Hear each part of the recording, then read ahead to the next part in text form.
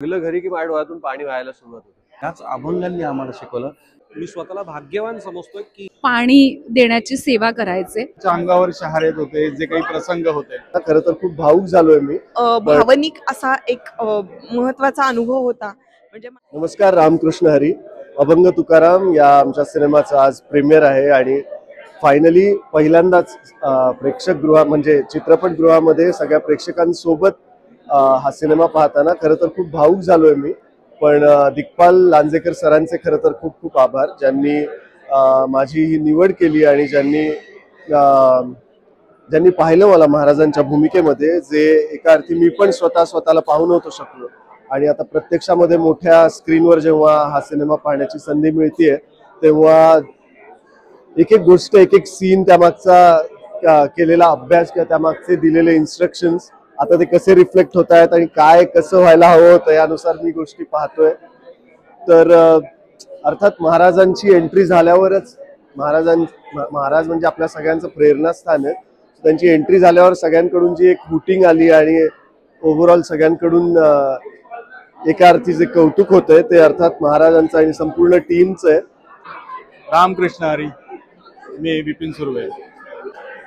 सिनेमाचा हा जो काही प्रवास आहे, शूटिंग करत असताना आम्हाला अनेक अनुभव आले.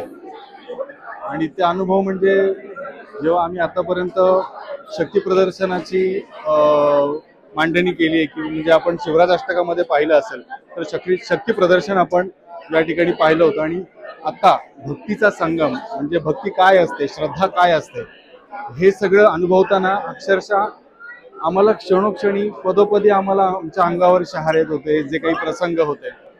आणि अगदीच या सगळ्या मातब्बर कलाकारांबरोबर काम करत असताना खूप काही शिकायला मिळतं.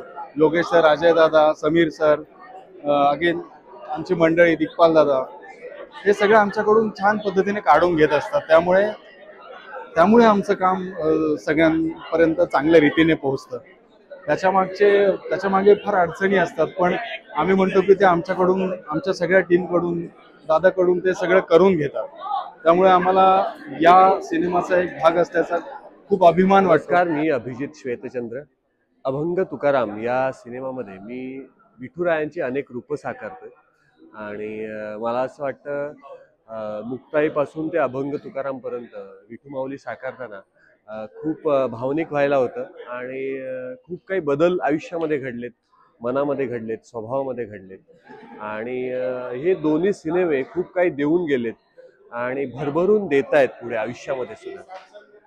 आणि भावनिक किस्सा म्हणाल तर बोलावा विठ्ठल हे गाणं माझ्या घरी लावण्यासाठी मला बंदी आहे. कारण ते बोलावा विठ्ठल हे गाणं लागलं घरी की आपसूक माझ्या डोळ्यातून पाणी येतं.